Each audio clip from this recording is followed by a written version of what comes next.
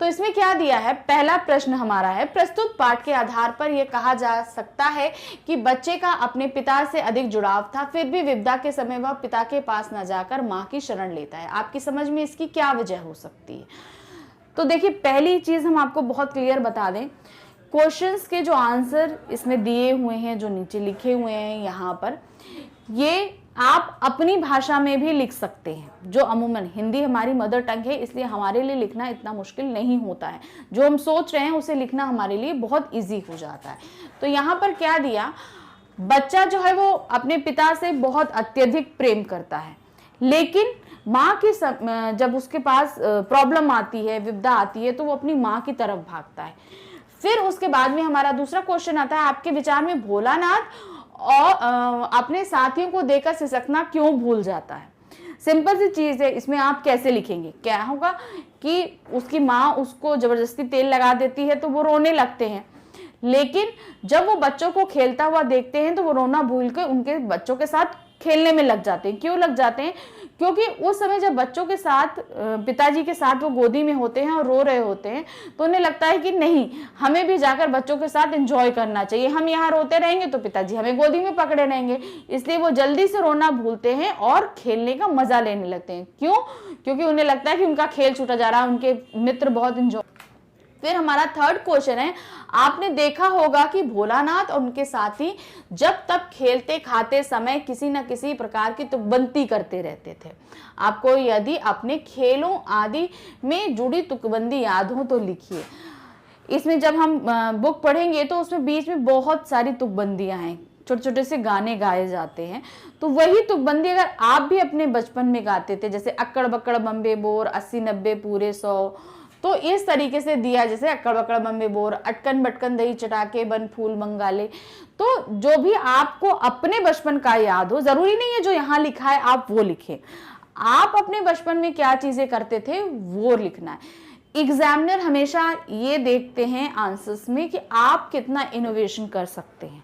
जरूरी नहीं है जो आप रट के आए हैं वो लिखिए, आपसे जो पूछा जाए उसे अपने शब्दों में ढाल के, क्योंकि आपको सार पाठ का इसीलिए समझाया गया है कि आप पाठ को अच्छी तरह समझ लें, फिर उनके पूछे गए आंसर्स को आप अपने तरीके से लिख सके। तो यहाँ पे इन्होंने पाठ से रिलेटेड नहीं पूछा है, इन्होंने आपसे रिलेटेड पूछा है कि आपके बचपन में आपको जो तुकबंदियां याद हो आप वो लिखिए। फिर उसके बाद में आता है, भोलानाथ और उसके साथियों ने खेल और खेलने की सामग्री आपके खेल और खेलने की सामग्री से किस तरह भिन्न है। इसको भी आप अपने तरीके से बहुत अच्छे लिख सकते हैं। सबसे पहले इसको आप ये ध्यान करिए, इन्होंने दो चीजें पूछी हैं, भोलानाथ के खेलने की सामग्री और आपके खेलने की सामग्री। तो सबसे पहले आप इसे क्या करेंगे, इसे दो पैरा में डिवाइड कर देंगे। पहला पैरा रहेगा भोलानाथ के खेलने की क्या सामग्रियां रहती हैं, आप पहले पैरा में उस चीज को लिख देंगे। तो अब ये जो हम जिस समय की बात कर रहे हैं, ये 30 के दशक की बात कर रहे हैं, तो उस समय ज्यादा सामग्रियां नहीं होती थी। अब आज के समय में क्या सामग्रियां रहती हैं खेलने के लिए, क्या खिलौने रहते हैं, कैसे खेलते हैं, जैसे क्रिकेट खेलते हैं आप, फुटबॉल खेलते हैं बच्चों के साथ में, तो उनकी सामग्री, क्रिकेट और फुटबॉल खेलते हैं, आपको मार्केट से उसकी किट चाहिए तब आप खेल पाओगे। लेकिन उस समय क्या होता था, उन्होंने कोई भी कई सारे पत्ते उठाए, उसको गोल गोल किया और उसको एक धागे से बांध दिया, उनकी बॉल बन गई। तो इस तरीके से उनके खेल की सामग्रियां होती थी। तो आज की खेल की सामग्री और पहले की खेल की सामग्री, ये आप दो अलग अलग स्ट्रेंजा में डिफाइन करेंगे कि पहले ऐसा होता था और अब ऐसा होता है। फिर उसके बाद में आते हैं, पाठ में आए से प्रसंगों का वर्णन कीजिए जो आपके दिल को छू गए हों। अब ऐसे बहुत से प्रसंग आएंगे, जैसे जिस एक तो वो था, सुबह उठ के नहा धो के तैयार होते हैं और अपने पिताजी के साथ बैठ के रामायण का पाठ करते हैं, पहला वो हुआ। फिर बच्चे अपने पिताजी के साथ कुश्ती लड़ रहे होते हैं। तो ये ऐसे स्ट्रैंजा हैं जो आपको आपके बचपन की याद दिलाएंगे कि हम भी अपनी माँ के साथ शुरू में जब छोटे थे तो माँ पूजा करने जाती थी, तो हम भी उनके पीछे पीछे चल जाते थे कि नहीं हमें भी तिलक लगाओ, हमें भी कलावा बांधो, हम भी पूजा करेंगे। तो फिर नेक्स्ट हमारा आता है, इस उपन्यास अंश में 30 के दशक के ग्राम्य संस्कृति का चित्रण किया गया। आज की ग्रामीण संस्कृति में आपको किस तरह के परिवर्तन दिखाई देते हैं। अब इसमें देखिए हमने आपको पॉइंट वाइज दिया हुआ है, आप भी पॉइंट वाइज मेंशन कर सकते हैं कि पहले जो चीज होती थी अब वो चीज नहीं होती। आप देखिए बहुत सा गांव होते हैं, लेकिन पहले के गांव और अब के गांव में बहुत फर्क हो गया। कैसे? गांवों में हरे भरे खेतों के बीच वृक्षों के झुरमुट और ठंडी छांव से घिरी कच्ची मिट्टी के एक छान का घर हुआ करता था। आज ज्यादातर गांवों में पक्के मकान होते हैं, पहले कच्चे मकान होते थे। अब क्या लोग ईंट और मोरंग वगैरह से घर बना लेते, लेकिन पहले सिर्फ मिट्टी के घर बनते थे। फिर क्या है, गांव में पहले भरे पूरे परिवार, एक घर में बहुत सारे लोग, दादा दादी चाचा चाची सब एक साथ खूब सारे बच्चे रहते थे। लेकिन अब एकल संस्कृति आ गई, गांव में भी ये चीज होने लगी है, माँ बाप 2 बच्चे। तो ये चीज अब फर्क आया संस्कृति में, अब एकल संस्कृति ने जन्म ले लिया, एकल परिवार होता है। गांवों में विज्ञान का प्रभाव बढ़ता जा रहा है, ध्यान रखिए, शहरों में नहीं गांवों में भी इसका प्रभाव हमें देखने को मिल रहा है। लालटेन की जगह बिजली आ गई है, बैल की जगह ट्रैक्टर ने ले लिया है, घरेलू खाद के स्थान पे बाजार की कृत्रिम खाद और दवाइयां इस्तेमाल होने लगी हैं। तो ये सारी चीजें आप दे सकते हैं। फिर क्या है, पहले की तुलना में अब किसान खेती और मजदूरों की संख्या घट गई है। अब क्या, वहां के लोग ज्यादा कमाई के लिए शहरों को आने लगे हैं, तो वहां पर मजदूर नहीं मिलते। पहले क्या होते थे, जिसके खेत की कटाई हो रही, चलो सब लोग आ जाओ काट लो। अब क्या है, लोग नहीं मिलते खेत की कटाई के लिए, उनको भी मजदूर हायर करने पड़ते हैं, क्योंकि घर के लोग कहाँ हैं, बाहर चले गए हैं काम करने के लिए। फिर पहले गांव में लोग बहुत ही सीधा साधा जीवन व्यतीत करते थे, आज बनावटीपन देखने को मिलता है। मतलब हमारे घर में जैसे हैं हम रह रहे हैं, बड़ा अच्छा है, लेकिन आज क्या, अरे दूसरा क्या कहेगा, इस चीज की चिंता भी गांव वालों को, शहरों में ही नहीं गांव वालों को भी इस चीज की बहुत ज्यादा चिंता होने लगी है। फिर क्या है, नेक्स्ट क्वेश्चन हमारा आता है, पाठ पढ़ते पढ़ते आपको अपने माता पिता का लाड प्यार याद आ रहा होगा। अपनी इन भावनाओं को डायरी में अंकित कीजिए। डायरी में अंकित करने का मतलब यहाँ पे है कि आप उन्हें शब्दों में इस क्वेश्चन का आंसर दीजिए कि जब हमने पाठ पढ़ा तो आपको भी अपने बचपन की कुछ चीजें याद आई होंगी, माँ के साथ, पिताजी के साथ, तो आपको उसी में से कोई एक जो आपको अच्छे से याद हो आप वहां पर लिख सकते हैं। फिर नेक्स्ट है, यहाँ माता पिता का बच्चे के प्रति जो वात्सल्य व्यक्त हुआ है उसे अपने शब्दों में लिखिए। वात्सल्य हमने आपको बताया है, वात्सल्य मतलब माता पिता का बच्चे के लिए जो प्रेम होता है। इन्होंने जो चीज बोली है करने के लिए, इसमें आपको क्या लिखना है, जो माता पिता का प्रेम होता है बच्चे के लिए उसे आपको अपने शब्दों में लिखना है। याद रखिएगा, लेखक ने जो पूरी आपको पाठ का सार बताया है उसे आपको अपने शब्दों में और कम शब्दों में ढालना है।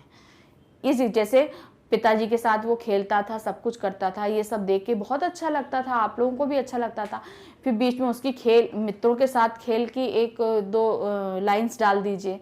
फिर माता के साथ उसका समय क्या बीतता था, खाने तक भी वो खाना नहीं खाना चाहता था तो माँ उसको कैसे खाना खिलाती थी, प्यार से कौर बना। फिर उसके बाद नेक्स्ट क्वेश्चन आता है, माता के अंचल शीर्षक की उपयोगिता बताते हुए कोई अन्य शीर्षक सुझाइए।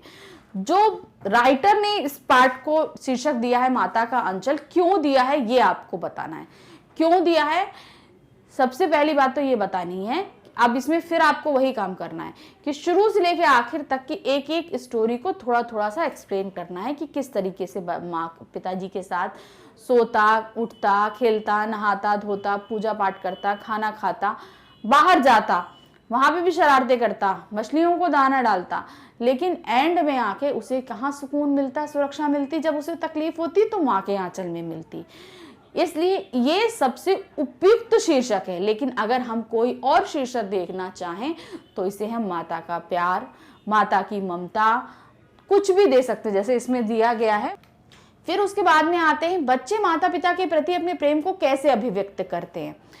अब आप भी अपने माँ बाप को कैसे करते हैं, उनके काम में हेल्प करते हैं, उनको कहीं बाहर से कोई सामान ला के देना है करते हैं, घर के कामों में हेल्प करते हैं, तो वही सब चीजें आपको इन पॉइंट्स में बतानी है। कैसे माता पिता के साथ विभिन्न प्रकार की बातें करके उनका प्यार व्यक्त करते हैं। जैसे आप स्कूल से लौटे, आज मेरे साथ स्कूल में ऐसा हुआ, आज मेरे इस मित्र से लड़ाई हो गई, या उसने मुझे ये गिफ्ट दिया, या उसका बर्थडे है, मम्मा आप बता दो मैं आपको उसको क्या गिफ्ट दूं।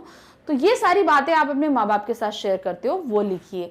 फिर माता पिता को कहानी सुनाने, कहीं घुमाने ले जाने के लिए, अब आपको कहीं जाना है, अब आप बड़े हो गए हो तो अपने यहाँ जा सकते हो, लेकिन जब विद फैमिली जाना हो, चलो मम्मी आज कहीं बाहर खाना खा के आते हैं, कहीं पिक्चर देख के आते हैं, तो ये सब चीजें हम मेंशन कर सकते हैं। फिर माता पिता के साथ नाना प्रकार के खेल खेल के, नाना प्रकार का मतलब क्या है, कई प्रकार के खेल खेल के, जैसे घर में लूडो हो गया, हम लूडो खेल लेते हैं।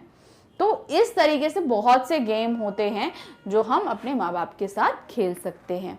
माता पिता की गोद में बैठकर या पीठ पर सवार होकर, अब इतने बड़े बच्चे तो पीठ पे सवार नहीं हो सकते, छोटे छोटे बच्चे तो गोद में ही बैठ जाते हैं जाके माँ के, वो बताते हैं ये भी। फिर है, इस पाठ में बच्चों की जो दुनिया रची गई है वह आपके बचपन की दुनिया से किस प्रकार भिन्न है। जाहिर सी बात है, जो दिखाई गई है आपका बचपन वैसा नहीं है, क्योंकि ये बहुत समय पहले की बात बताई गई है। 30वीं, जैसे कि आज हम 21st सेंचुरी में है, 21वीं सदी में है, और वो 30वीं सेंचुरी की बात हो रही है। तो मतलब बहुत ज़्यादा भिन्न है, हमारे सामने बहुत सारी चीज़ें वो हैं जो उनके सामने नहीं थी, और वो जो चीज़ एंजॉय करते थे हम नहीं है। आज हम स्कूल्स में आते हैं, वो पाठशाला जाते थे, तो बहुत सारी चीज़ें हैं, उन्हें आप एक्सप्लेन यहाँ पर कर सकते हैं। जैसे प्रकृति से हम खेल की चीज़ें प्राप्त करते थे, मिट्टी खेल पानी में खेलते थे, आज तो मिट्टी खेल पानी में नहीं खेलते हैं, हमें आज प्रकृति से चीज़ें हम नहीं लेते हैं, हमें टॉयज चाहिए, सब मार्केट से जाते हैं खरीद लाते हैं। लेकिन पहले मार्केट इस तरीके से नहीं अवेलेबल थी, तो हम क्या करते, पहले के बच्चे क्या करते थे, प्रकृति से, डंडी से, पत्ती से, फूल से, इन सब चीज़ों से अपने खिलौने की चीज़ें बनाते थे। फिर यहाँ पे क्या, बच्चे वीडियो गेम और टीवी, कंप्यूटर और शतरंज आदि खेलते हैं, लेकिन पहले तो ये सब वीडियो गेम वगैरह नहीं होते थे। तो आप इस तरीके से एक्सप्लेन करते हैं आज के हमारे साथ खेलने की क्या चीजें उपलब्ध है और पहले क्या चीजें होती थी, आप पूछते हैं। फिर हमारा लास्ट क्वेश्चन है, 2 राइटर्स के नाम दिए हैं, फडेश्वर नाथ रेणु और नागार्जुन की आंचलिक रचनाओं को पढ़िए। उन्होंने पढ़ने के लिए बोला है, आपको पढ़ना है। तो यहाँ पे उन्होंने उसके उत्तर में आपको उनकी 2 पुस्तकों के नाम भी दिए हैं। फडेश्वर नाथ रेणु का उपन्यास है मैला आंचल, और नागार्जुन का उपन्यास है बलचनामा। तो ये 2 आंचलिक हैं, आप इनको पढ़िए, जो आप इस स्टोरी के साथ उनको सिमिलर कर पाएंगे।